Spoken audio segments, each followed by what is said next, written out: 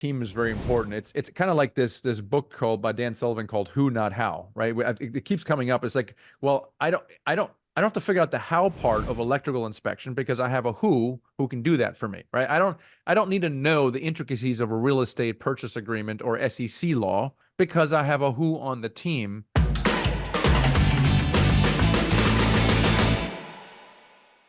Let me challenge that. And I don't like regret either because through things that you've done that are negative and bad, you learn. Okay, but check it out. My regret is not having someone around me that could have guided me on my journal of financial freedom because what I did is I did a whole bunch of stuff. I got into restaurants and I flipped a bunch of houses. I traded stocks and options, right? And what I never did is I never actually sat someone down who was financially free. Like I did finally started doing when I wrote my book and then a podcast. And these interviews blew my mind because the pattern was always the same. Oh, I did a bunch of single family houses, rentals, flips, whatever.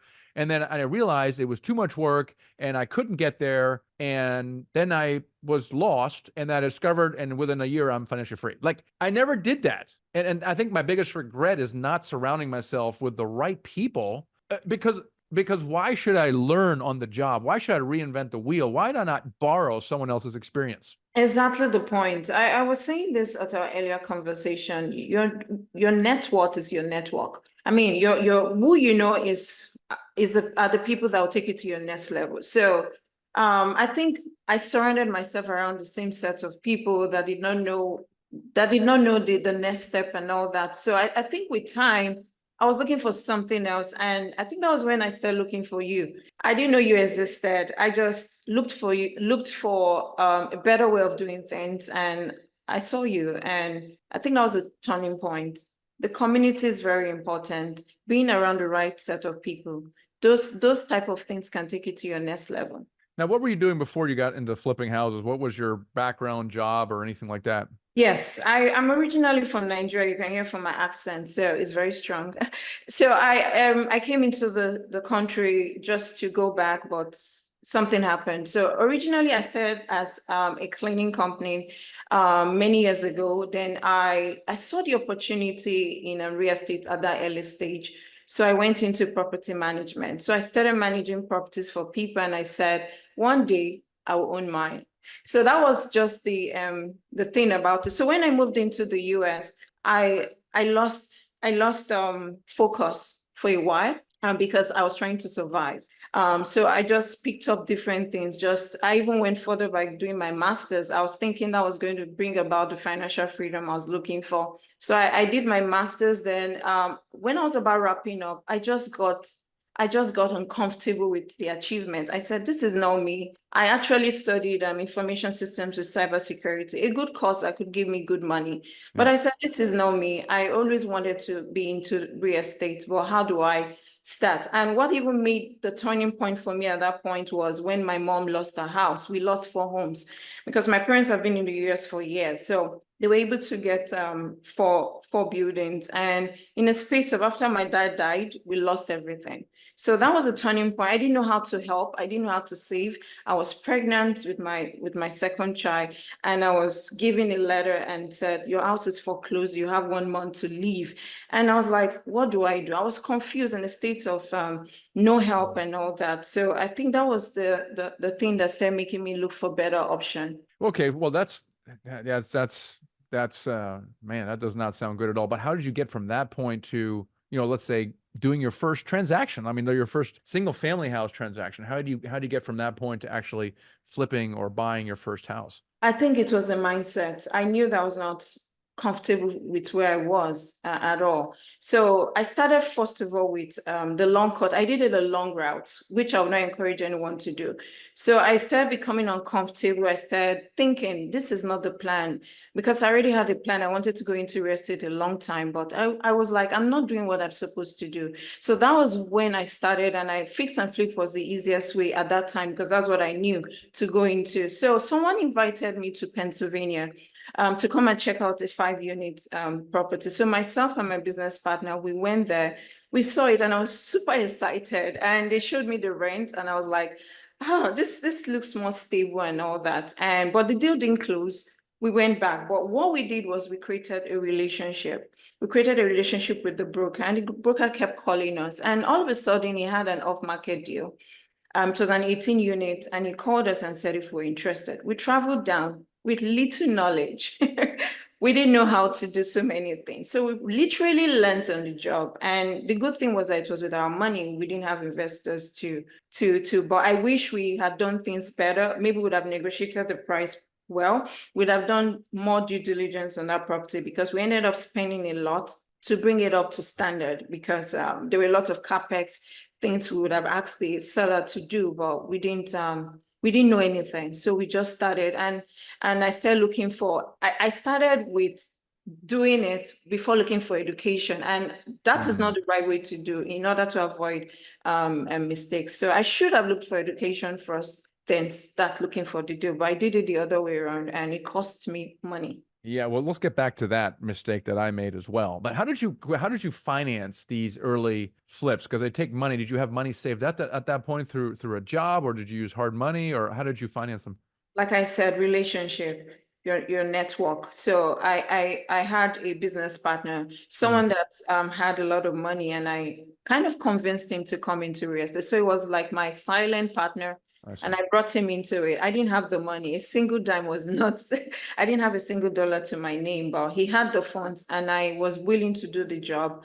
And that was how we partnered, and here we are. All right, so you're a broke mom, all right? Why Yes. would this person with money take you seriously? Oh, it was consistency. It was not an easy task. It took me 1 year to convince him. I had to. So it wasn't easy. You're saying there was actually work involved. It wasn't easy. It was a lot of work involved. He saw the determination and the consistency, and he said, okay, I am going to go slow and steady, and let's see. So it was a fix and flip we started together, and he saw how the returns we got with that, and he was willing to give me more opportunity, and that was how we were able to do the multifamily at that point. That's amazing. All right, so fast forward now, because we want to talk about multifamily acquisitions. You obviously did a bunch of flips there. They made you some good money, and then you realized that there's a lot of work, and if you stop flipping, you stop earning, and it is difficult to scale. And so you finally switched to multifamily.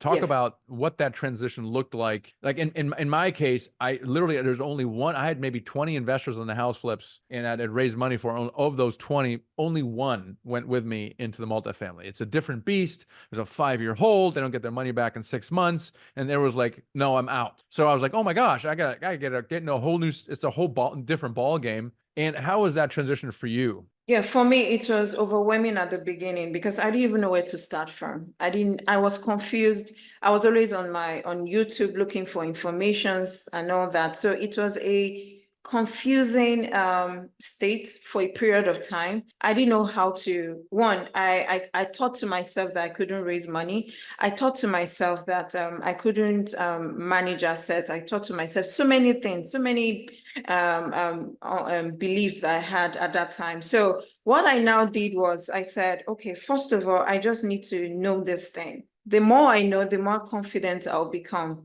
and all that. So the transition, to answer your question, the transitioning period was very challenging because I didn't know anything. But the moment I decided I was going to get more information, and I was going to look for someone that was going to help me in doing that, and being among a community that can do that, that was the transformation. So you negotiate here, and you finally get a deal done because you finally you educate the seller a little bit, and they take you seriously because of your team. You're going to close. They're like, all right, I'm going to take a chance on this one. Let's do this. And they put it on a contract, and now the lawyers, right? Another team member negotiates does the purchase agreement. Okay, so now you're under contract. Now we're into due diligence, right? Due diligence is an important step. And the purpose of due diligence is to uncover things that you may not like, so that you can get out of the deal if you discover something that's bad. What are some of the important things to pay attention to in due diligence? Yes, so typically I start my due diligence before I start the PSA. So I put in my LOI that I need early access before the execution of the PSA. So what am I checking? First of all, I am doing the due diligence on the financials first. I want to even know if it's good on paper. That's the first thing I do. The next thing I do is property due diligence. Now I'm checking the heavy capex first, before I check the smaller items. Because why am I doing the heavy CapEx check, due diligence, is I don't want to buy a property that I have to replace the entire roof if it's not what I want to do at that point, or a property where the HVAC, everything is almost out or something. So I want to know what exactly I'm buying before I even get there and all that. So I'm doing the roof, I'm checking my roof, I'm checking the HVAC, I am checking the plumbing, the electrical, because of insurance, because I've seen cases where one of my deal, the insurance was super high because of the electrical. The electrical was aluminum, not copper. So the lender was not willing. So these are things I check out for to know exactly, is this the deal I want to do? So after doing that, I also do my title check.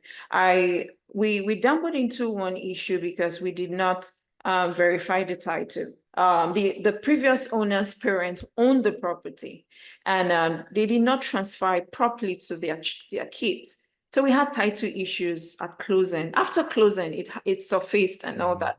So you want to check permits. We also went under contract for a deal that the owner added more units without even getting permits for them and all that. So because of the due diligence stage, we were able to find that out. So I want to check all those things. I want to check them, and environmental stuff. So many things I get to do, but the priority is my financial due diligence, the property due diligence, the market. I want to also check the market. I want to compare my property with others and see what exactly they are doing at every point in time and what I should be doing, or if there's even any rent bump, if there's any way or chances for me to increase my rent. Now, are you like electrician, plumber expert, HVAC expert? Are you walking around these things? Like I just see you walking around checking like the plumbing and stuff like that. Or again, is there maybe a team member that's helping you?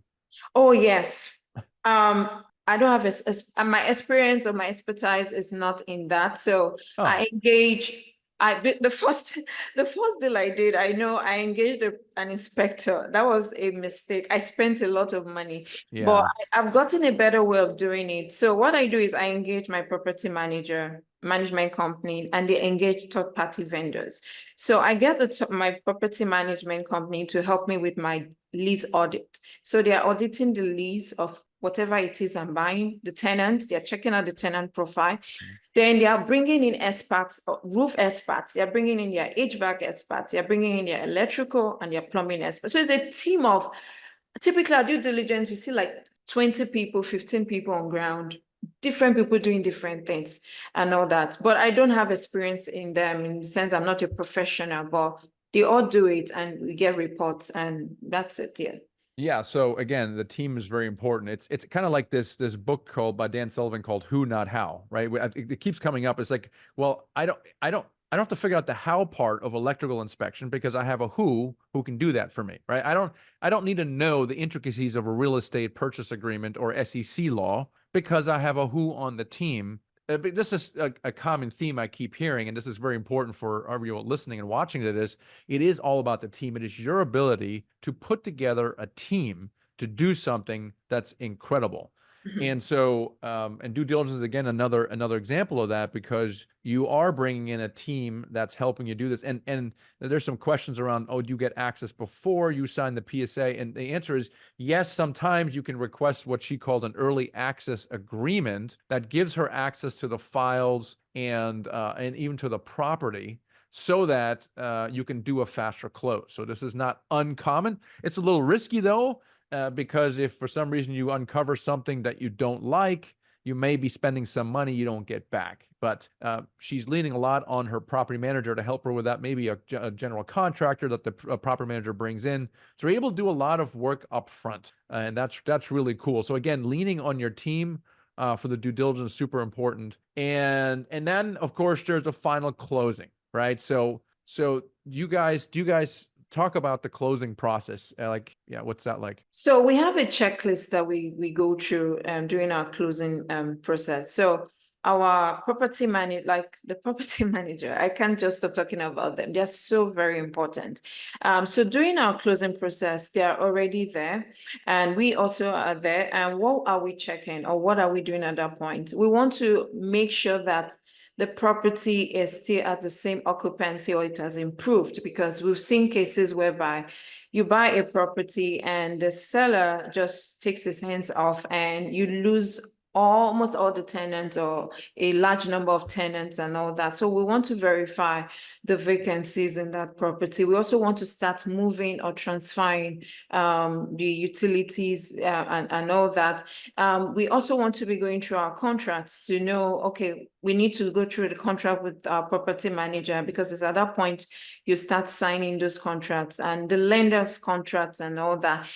We also want us to double check the tenant. And let me tell you why I'm saying that, because we've seen cases whereby the seller would just put a dummy tenant on the property. Someone, and in the next 2 months, they leave.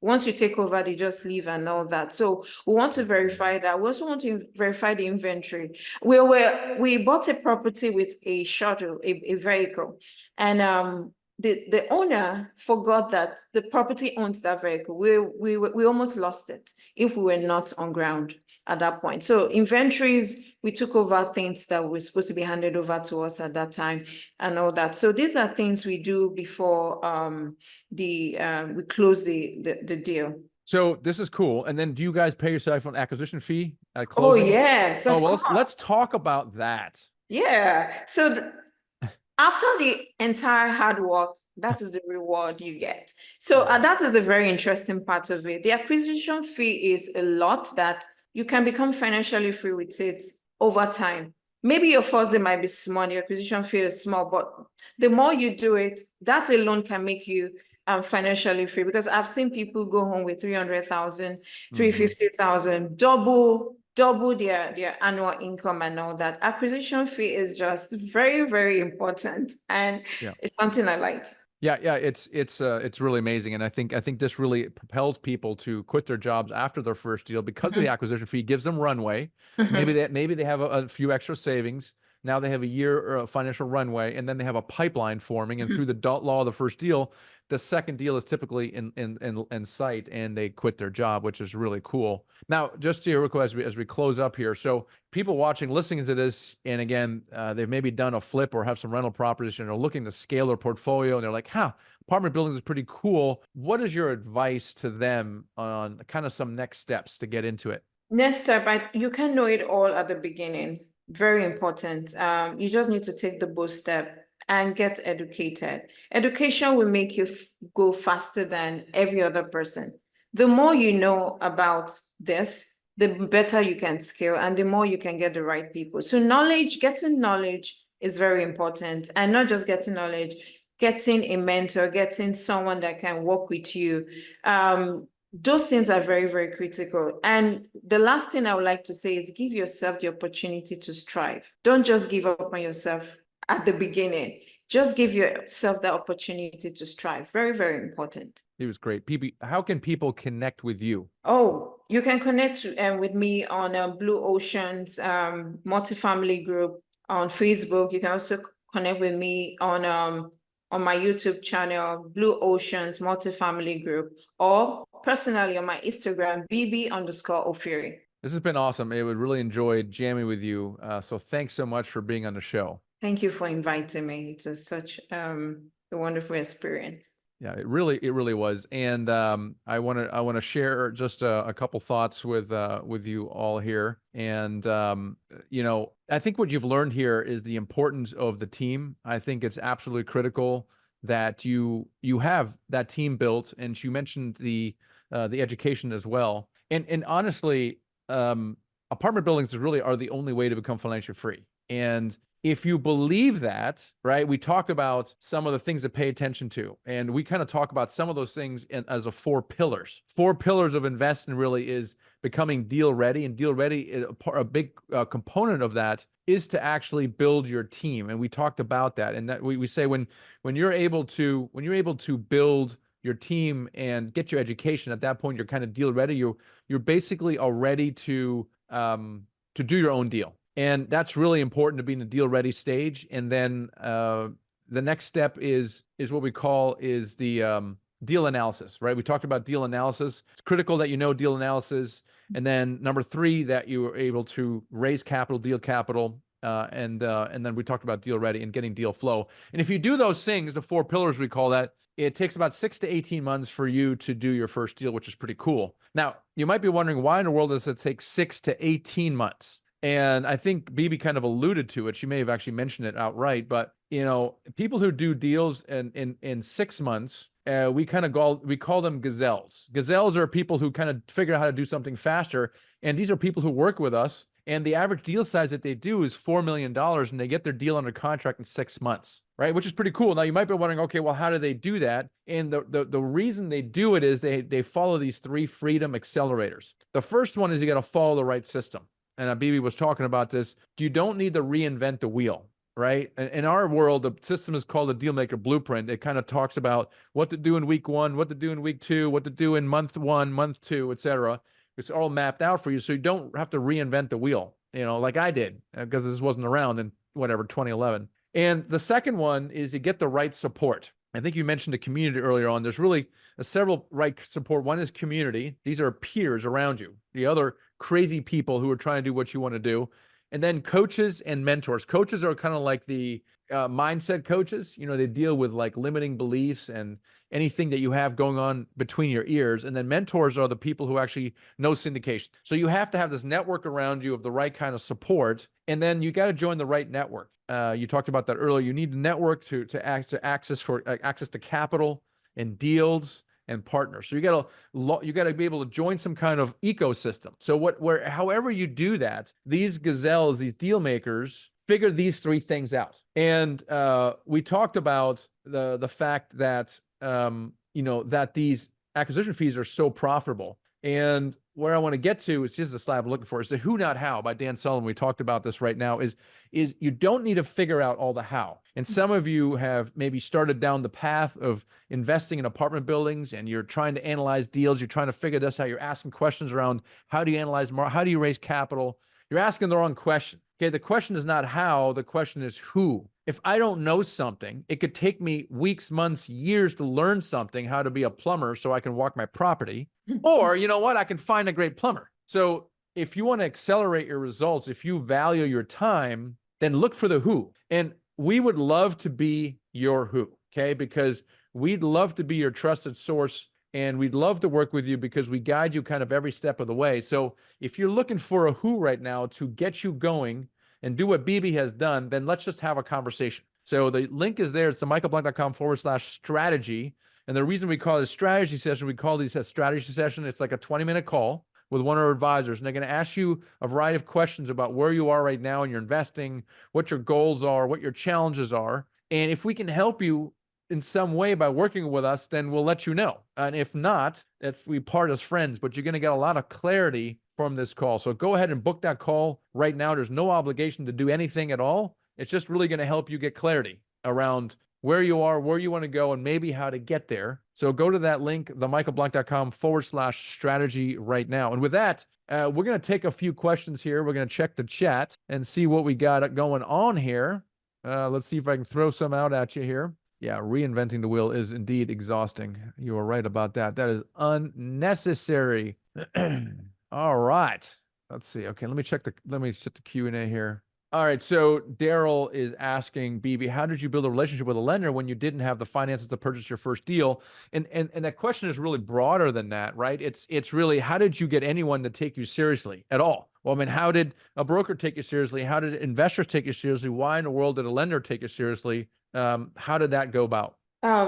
Like I said, I first of all engaged there are 2 strategies. Sometimes I come all out and make them understand that I'm new to this. And I just need them to walk me through the process. I did that with one of my lenders. I said, I don't know how these things work. Can you help me out? I want to close on this deal, but I don't understand the lending process. So sometimes I accept who I am or my limitations, and I don't hide it. I go straight out to say, this is it. And the second option is I'm on the call with someone that actually knows this and is asking them those questions. And the third is I get educated and I try to use some of those terms to have a conversation with them for them to trust me. And the fourth is consistency. The more I keep calling them, the more they start taking me serious. Yeah, you're a very persistent person, and I like that. You mentioned a few things. One is get you education, and this is important because when you get into any new endeavor, they use special language. Like, you know, if you get into sailing or golf, they use different words for the same thing, right? And if you use a normal word for the thing, you sound like you don't know what you're talking about. Mhm. Therefore, with some education, you actually start sounding like an insider. And when you built the team, let's say you can call a lender, the first member on your team is probably going to be a proper manager, and you bring these relationships in there. It looks like you're a legitimate person. And what happens is these people aren't going to try to question you, because what if you're actually legit and they offend you? And now you're offended. They're not going to talk to you anymore. And so they're not going to take the risk. The only time they really try to make you go away is when you're clearly a newbie and you appear to act like a tire kicker because you don't know what you're saying. You don't have a team build. And that's really the difference. And education will help that, because a mentor is going to tell you these things. Like, don't just call a broker out of the blue, because you're not going to get very far. Do these things first. So I think that's pretty cool. Yep. Nadar is asking a question: what's a reasonable time frame for a novice to go from 0 relationships to closing their first deal? And like I said in my 4 pillars, it really depends. It depends on if you're a do-it-yourself person or if you are actually going to build a board of advisors around you if you have a mentor. So like I said, in our world, if you decide to work with us, we actually are targeting a contract in 6 months. In fact, we're the only organization that guarantees that result. In other words, we'll continue working with you for free until you get that contract. And so the average deal size is $4 million. By the way, $4 million, and you're going to have a joint venture partner, okay? Because there's always joint venture partners. So $4 million, that's what I had to slide up to $120,000. That's $120,000 in acquisition fees divided by 2, right? That's your first deal. That's a lot bigger than my 12-unit deal. And it's because you have the 3 freedom accelerators I talked about earlier: following a system, and you're working with some advisors, you're in a community, and you're in the right network. So Nadar, to answer your question, it really depends on you and your approach. If you have a do-it-yourself approach, your deals are going to be smaller, they're going to take longer, and you're more likely to make mistakes. So it's basically a depends answer. Bibi, how would you answer that question? I would say, first of all, don't put unnecessary pressure on yourself. Don't give yourself that kind of pressure. You end up not doing things right.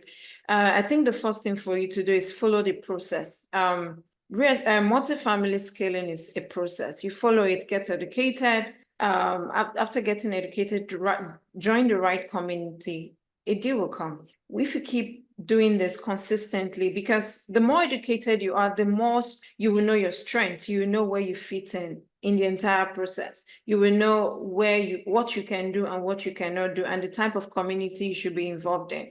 So I got to understand earlier on that my strength was not capital raising. So what I did was to join a community where I could get capital raisers as my partners. So the more you do that, the more you can quickly close on a deal. So first of all, do not put unnecessary pressure on yourself. Secondly, get educated and follow the steps, and you get it. That's well said. So the first step is to have a conversation with us, okay, about possibly getting educated and surround yourself with a mentor and a team and a community. So go to themichaelblank.com/strategy. One of the things that we do teach, though, even though we say 6 months is our time frame, and I think what you're talking about is don't put too much pressure on yourself. I really like the book by Hal Elrod called The Miracle Equation. I don't know if you've read that, Bibi, but I love it. It's like one of my top 3 books because it redefines goal setting. Like we're always taught, you have to have SMART goals, and that's all fine.